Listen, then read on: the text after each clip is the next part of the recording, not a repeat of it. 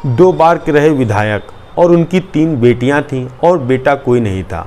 उन्होंने 2 बेटियों की शादी पहले कर दी थी और जो छोटी बेटी थी उसकी 2013 में शादी की थी और वह भी अपने ससुराल चली गई थी।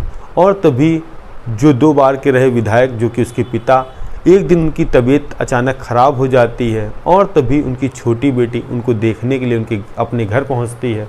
तभी वहां मौजूद एक व्यक्ति जो कि पहले से बैठा था वह उस लड़की को देखता है। देखने के बाद एक कोल्ड ड्रिंक निकालता है और उस लड़की को पीने के लिए देता है।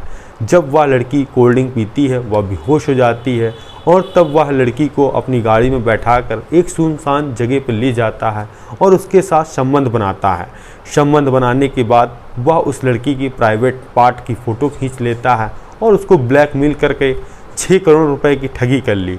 जब इसकी जानकारी वो उस लड़की ने पुलिस को दी तो वह भी हैरान और परेशान थे कि आखिर उस लड़की के साथ 5 साल तक हुआ और उसने यह बात आखिर क्यों नहीं बताई।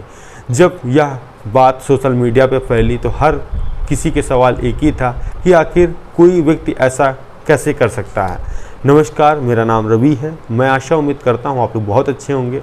अगर आप लोग हमारे चैनल पर नए हों सब्सक्राइब बेल आइकन जरूर दबाएँ।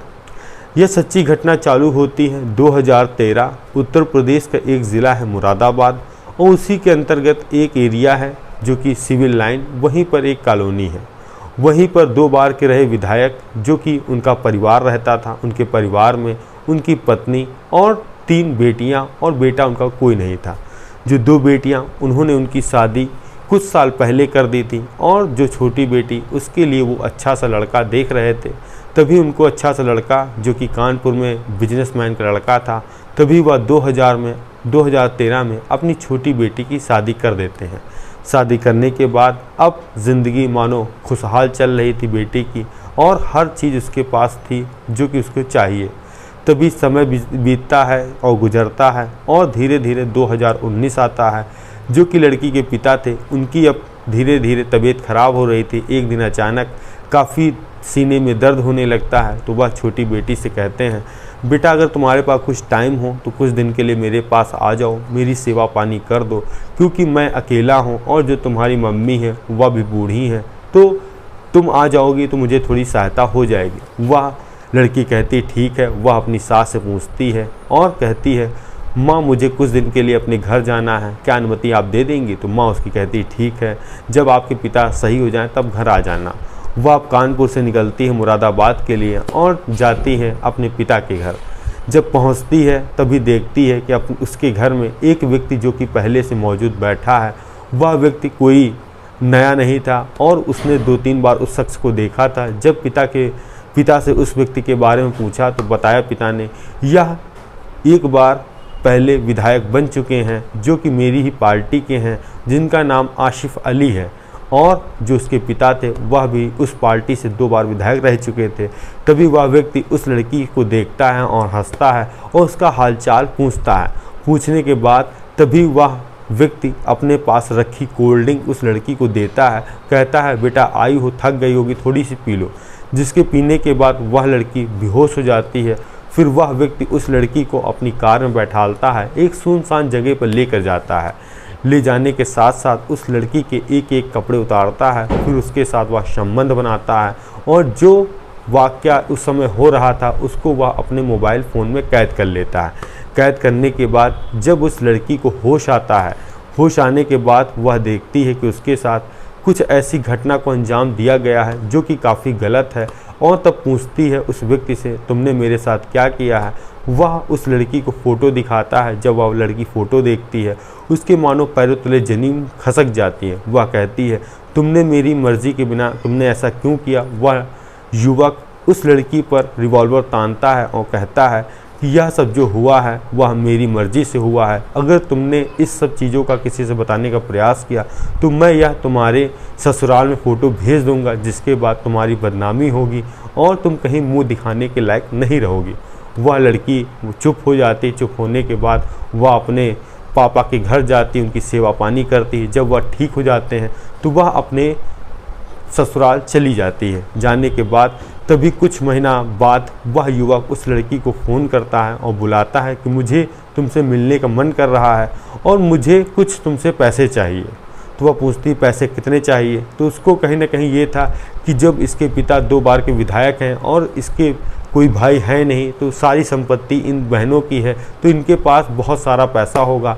तो वह कहता है कि मुझे एक फ्लैट लेना है जिसकी कीमत 3 करोड़ रुपए है।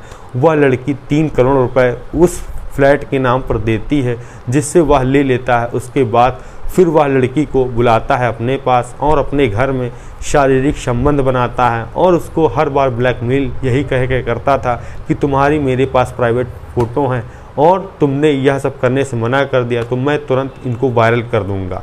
अब ना चाह कर भी वह लड़की कुछ कह नहीं पाती है और जो व्यक्ति वह कह रहा था वह करती चली जा रही थी।